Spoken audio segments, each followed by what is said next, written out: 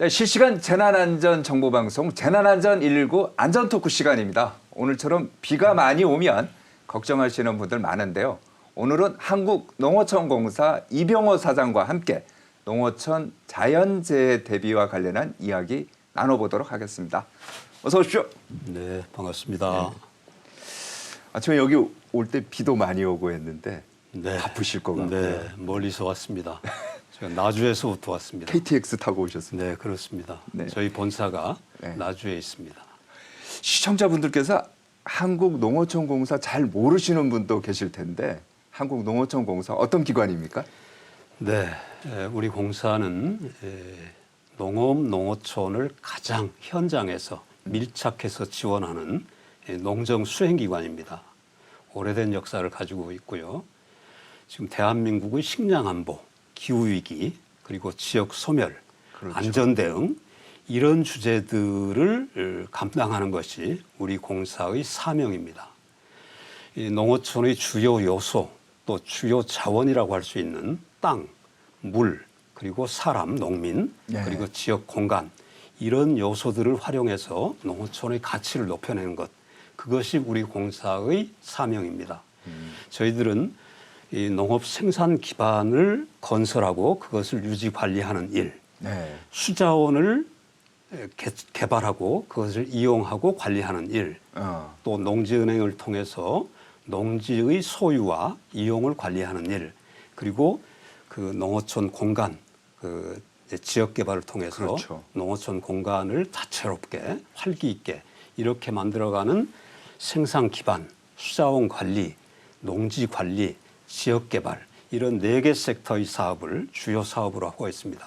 그런데 이제 이 저희 공사 그리고 농업 농촌에 대한 우리 사회의 요구가 시대 변화에 따라서 달라지고 있습니다. 그렇죠. 달라지고 있죠. 그래서 이전에는 농업 농촌이 식량 생산을 담당하는 이런 기능 중심으로 그 역할을 요구받았다고 하면 지금은 식량 생산 기능 외에 다양한 기능들, 다원적 기능이라고 하는 네. 소위 그 생태, 환경, 관광, 문화, 휴식, 전통 유지 뭐 이러한 다양한 기능들을 농촌이 다시 구현해서 농민들에게도 그런 가치들을 제공하고 또 도시민들에게도 그런 서비스와 가치를 제공하도록 하는 그래서 저희의 역할도 그런 시대 변화에 따라서 다변화되고 있습니다.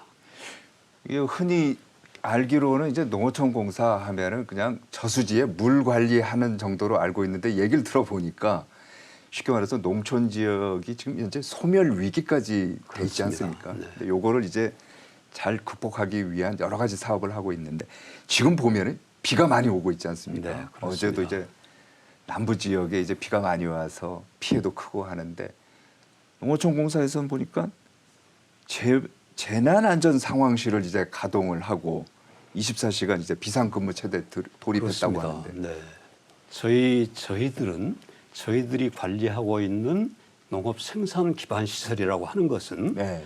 농업 생산을 지원하는 기능을 하는 동시에 이런 폭우라든지 태풍이라든지 이런 시기가 되면 재난안전시설이 됩니다.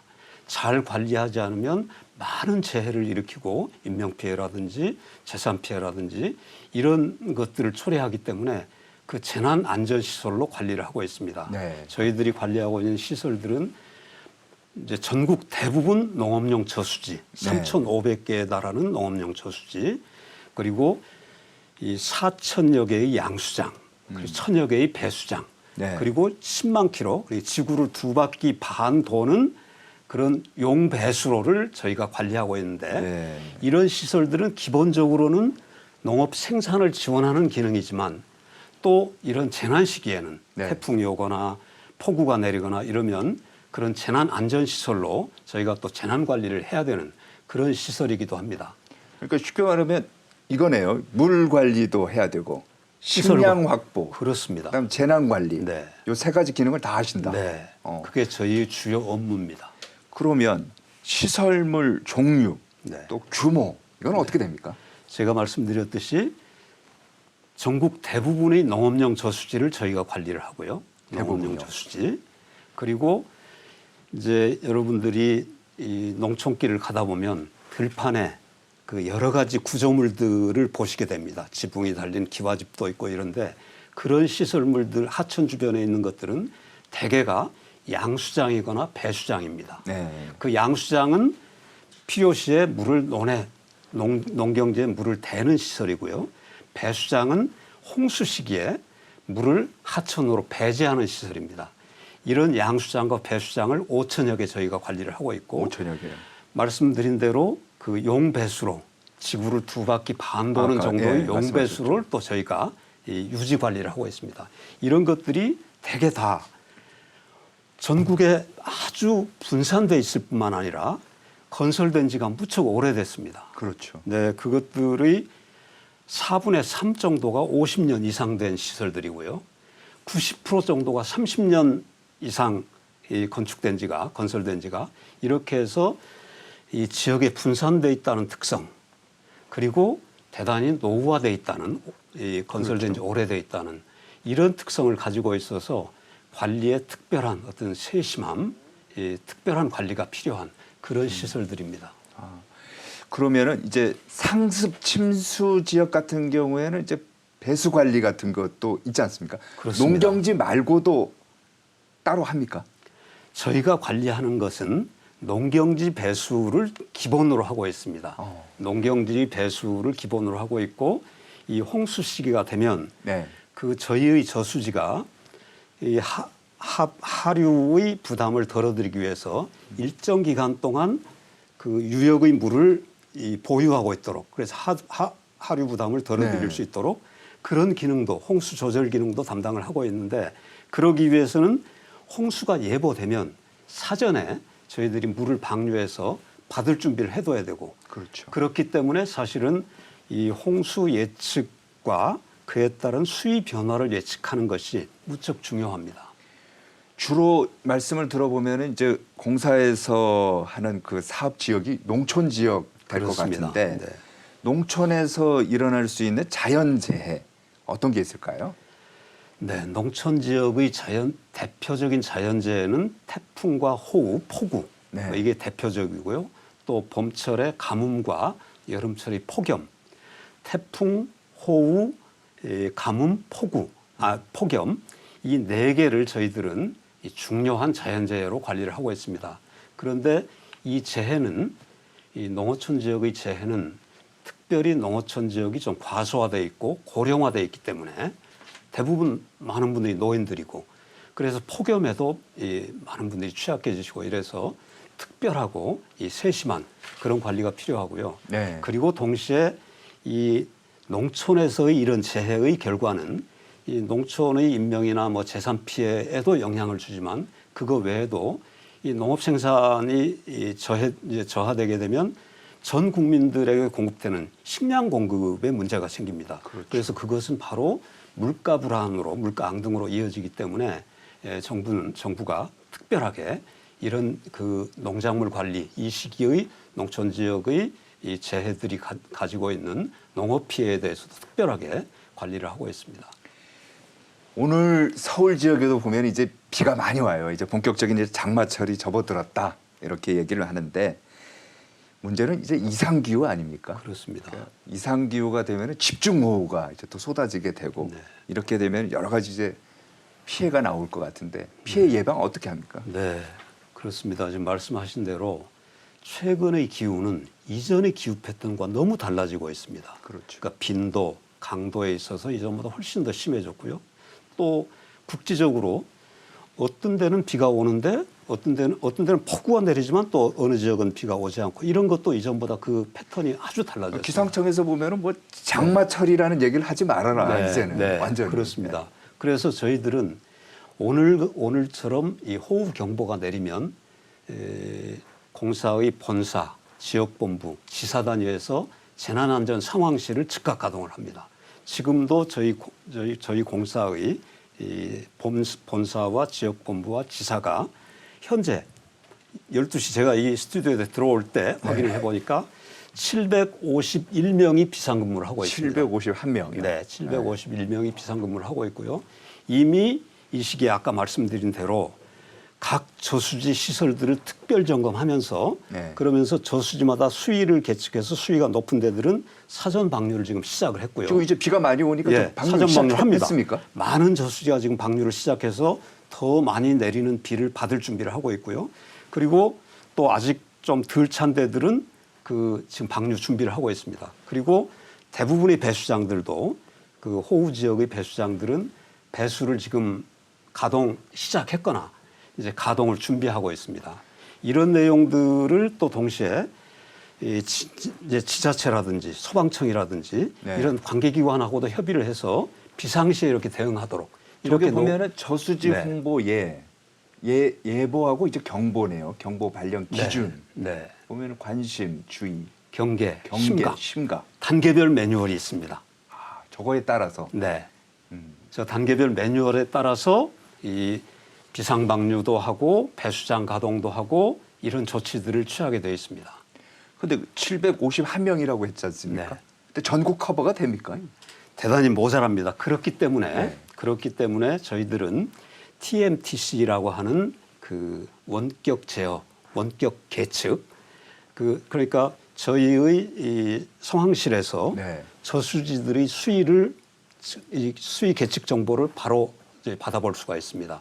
그것에 따라서 컨트롤, 제어도 가능합니다. 그래서 이제 문제가 생기면 나가서 직접 수리하고 조작을 해야 되지만 또 적은 인력으로 네. 그 일을 감당하기 위해서 TMTC, 원격 계측, 원격 제어 설비를 갖추고 적은 인력으로 저희 일을 수행하고 있습니다. 그러니까 저희가 이제 CCTV를 아까 제가 처음 네, 보여드렸습니다만은 그 15,000곳 연결하는 것처럼 마찬가지로 먼 곳에서 원격 제어를 하면서 어디가 위험하다. 네. 그러면 또 현장에 출동시키고 그렇습니다. 그런 얘기네요. 텔레 모니터링, 텔레 컨트롤 뭐 이런 것들을 이제 여러 가지 계측 장비와 CCTV들을 결합시켜서 그렇게 관리를 하고 있습니다. 아, 그렇군요.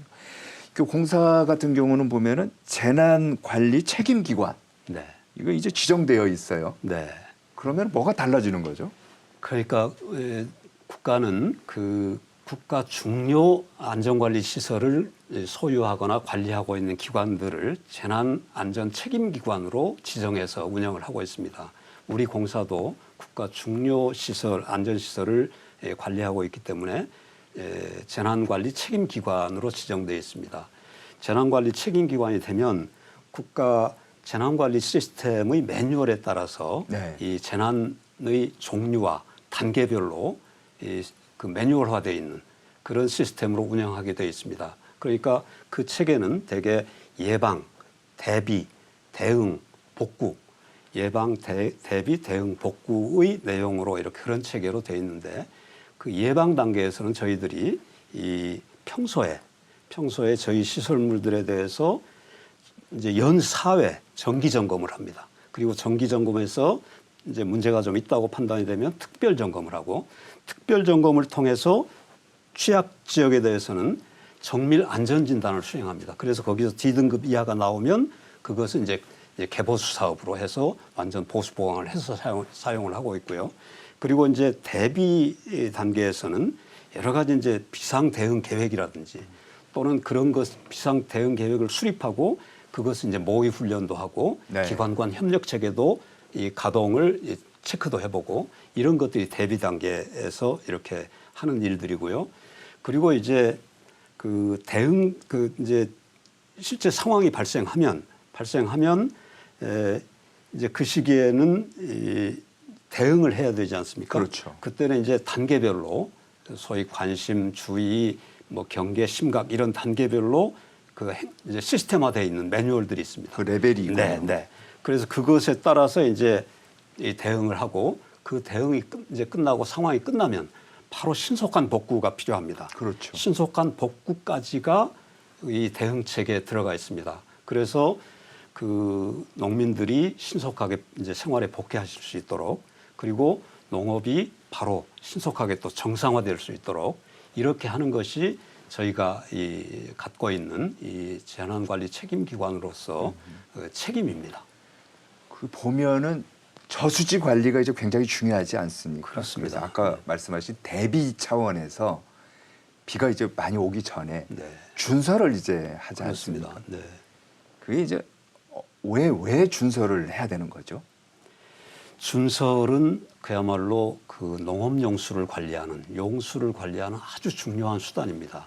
저수지에 퇴적물들이 많이 차여져 있으면 실제로 이 저수지가 500만 톤 용량으로 설계되어 있다 하더라도 400만 톤밖에 담고 있지 못할 수가 있습니다. 아, 그렇죠. 그렇게 네. 되면 필요한 경우에 필요한 양의 물을 사용할 수도 없기 때문에 가뭄 대책으로도 저수지 용량을 키우는 것이 필요하고요. 동시에 홍수 시기에는 여유 양을 가지고 있어야지 유형 면적의 물을 받아 놓을 수가 있습니다. 쉽게 그래서, 말해서 이제 네. 밥그릇이 좀 그렇습니다. 크게 물그릇. 만들어야 네. 물을 많이 저장할 수 있다. 그렇습니다. 그런 측면에서 이게 홍수 대책이기도 하고 또 가뭄 대책이기도 합니다. 이 저수지 준설뿐만 아니라 이 국장님도 이렇게 다니시다 보면 농촌을 다니시다 보면 농경지보다도 하수면이 높아져 이제 하천 바닥이 많아요. 네. 높아져 있는 경우들이 많습니다. 네. 그러면 이게 자연 배제가 되지 않습니다. 네. 결국 전기를 사용해서 물을 퍼내는데 그렇게 해도 이 배수 효율이 대단히 떨어집니다. 이쪽이 높기 때문에. 그래서 이 평상시에 이 하천의 바닥, 그 배수로의 바닥을 준설해서 하천의 이 배제 능력을 높이는 것도 이 홍수 시기에 매우 중요한 그런 그 치수 대책입니다. 자연재해 말고도 우리가 이제 인위적인 재해라고 하는 게 있지 않습니까? 그렇습니다. 이제 공사 업무와 관련해서 이러한 사례 있으면 한번 좀 소개해 주시겠습니까? 네. 그야말로 지금 현대 사회가 이제 복잡한 사회가 돼서요. 그런 재해들이 빈발하고 있습니다.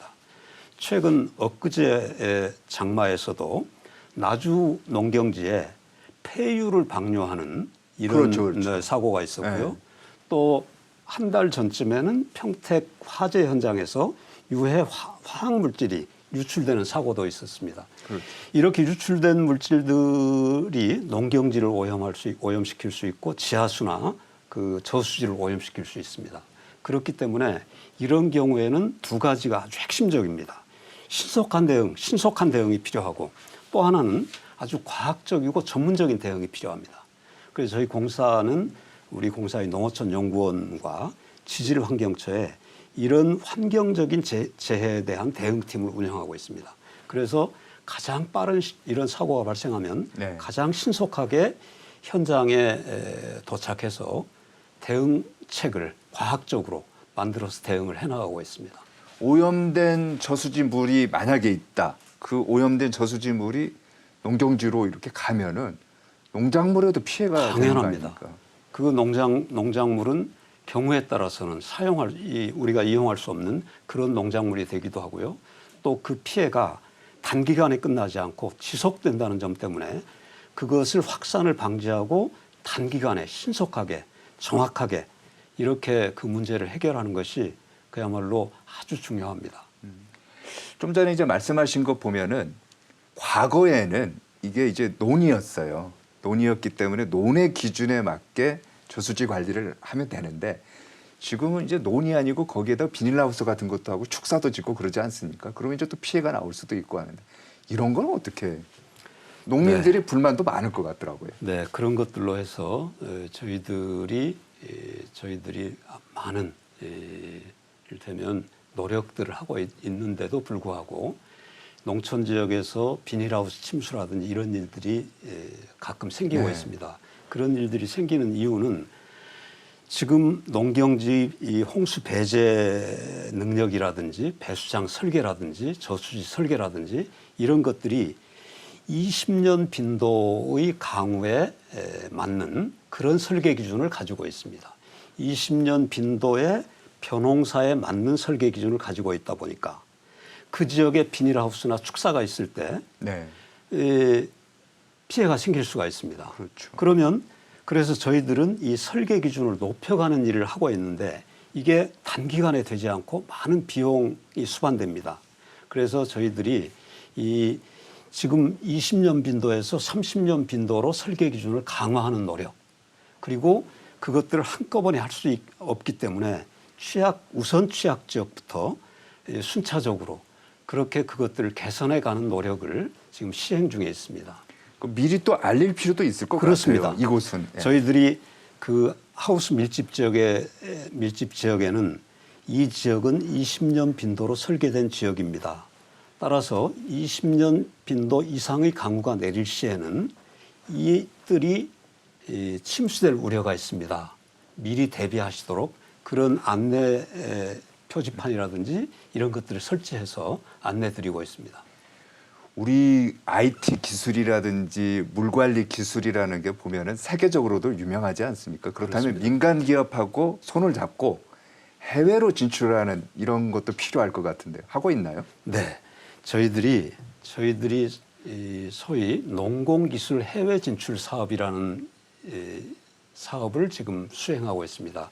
대표적으로 지금 한 7개 나라쯤에서 사업을 시행하고 있는데 네. 가장 협력이 잘 되는 나라가 인도네시아입니다. 인도네시아. 네, 인도네시아에서는 저희들이 인도네시아에서 가장 큰 댐을 저희들이 만들어서 수자원 공급을 하고 있고 또 자카르타가 지금 가라앉고 있는데 거기에 대방조제를 저희가 설계했습니다. 대방조제를 설계해서 자카르타의 침하를 막는 그런 설계도 지금 추진 중에 있고 이번 인도네시아 정부 출범을 앞두고 저희가 별도의 TF 인도네시아 정부의 요구로 전문가 TF를 만들어서 새로운 새 정부의 새로운 국정과제로 그게 채택될 수 있도록 그런 사업도 지금 진행 중에 있습니다. 결국 그렇게 되면 컨설팅을 해주거나 우리 기업이 가면은 또 외화를 벌어들이는 거죠. 그렇습니다. 저희가 그런 설계를 하게 되면 저희가 설계와 함께 시공 본 사업의 시공과 감리를 하게 됩니다. 그리고 그렇게 되면 그 사업을 국내 건설 기업들이 수주하게 될 가능성이 매우 높습니다. 그런 아주 여러 가지 효과가 있는 그런 해외 진출 사업입니다. 자, 공사만의 재난 관리를 위한 특수 시책 어떤 게 있을까요? 네, 두 가지를 말씀을 드리겠습니다. 하나는 저희들이 현장 과제로 현장 기술로서 이제 발전시킨 이동형 사이폰이라고 하는 그 설비에 대해서 말씀드리겠습니다. 저희 이제 지사에서 네. 자체 현장 과제로 발굴을 한 이동식 사이폰인데요. 아까도 말씀드렸지만 극한 호우 시에 이 홍수 배제를 하는 것, 저수지 홍수 배제를 빠르게 홍수 배제를 하는 것은 매우 중요합니다. 물이 넘치면 저수지 하류 피해가 심하기 때문에. 네.